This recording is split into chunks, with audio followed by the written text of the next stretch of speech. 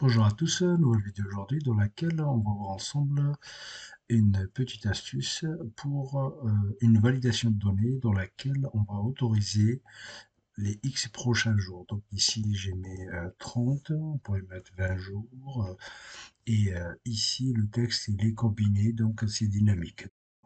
Donc je remets 30 parce que dans ma formule je mets 30. Voilà, donc c'est-à-dire j'ai ici une petite checklist. Et ici, j'ai des dates.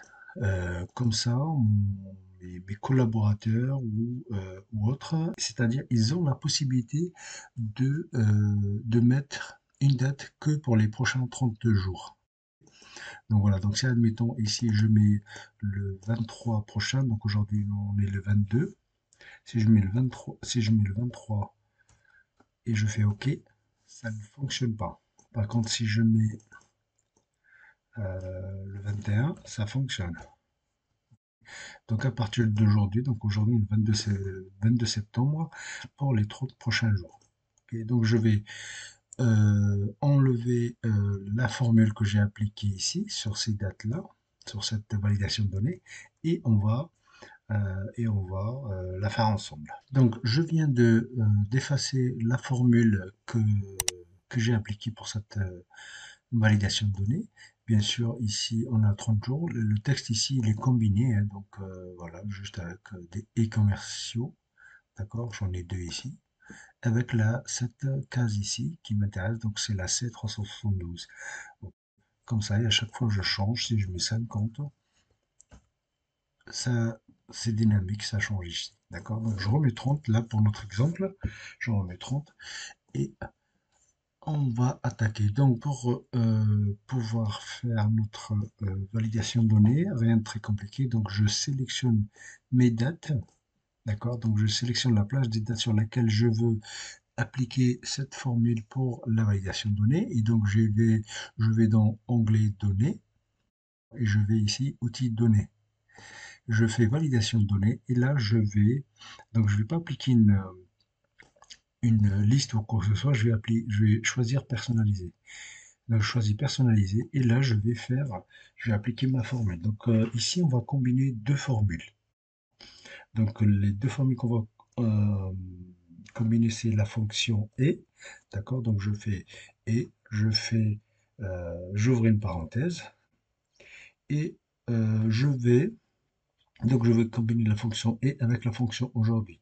Donc, je commence par la fonction et, j'ouvre la parenthèse et là, je vais lui indiquer cette cellule-là, cette cellule. Donc, il n'y a pas besoin de la figer ou quoi que ce soit. Est-ce que cette cellule-là est supérieure? Donc, je vais, si vous voulez, il y a deux conditions. La première condition, est-ce que celle-là, elle est supérieure à la fonction aujourd'hui? Aujourd'hui. Est-ce que celle-là, elle est supérieure aujourd'hui? J'ouvre et je ferme ma parenthèse. Si c'est le cas, donc point virgule, si c'est le cas, donc je vais lui demander, à partir de cette date-là, ok, je veux qu'elle soit inférieure ou égale à aujourd'hui. À aujourd'hui, à aujourd'hui. Donc j'ouvre et je ferme ma parenthèse et je vais lui dire plus 30 jours.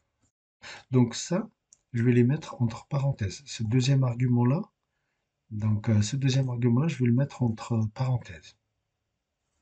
Très important. Hop là, je vais le mettre là.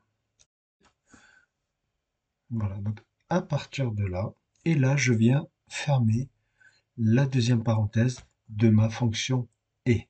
D'accord, j'ai deux fonctions, donc je viens fermer la dernière parenthèse. Je fais OK, et là, normalement, si je viens faire le 22, ça va marcher. Si je mets le 23 octobre prochain, normalement, ça ne fonctionne pas. Donc je fais réessayer, je vais rester sur 22, 10. Pareil, admettons, je me trompe de mois, ça ne fonctionne pas non plus. D'accord? Donc c'est vraiment notre plage de jours, c'est à partir d'aujourd'hui et 30 jours. ok, à partir d'aujourd'hui et 30 jours. Voilà. Bien sûr, vous pouvez, comment dire, peaufiner votre message d'erreur, message d'alerte, tout ce que vous voulez, hein. Donc, vous pouvez indiquer ici qu'il faut les 30 jours qu'il faut. Donc, on voit notre formule ici. Ok.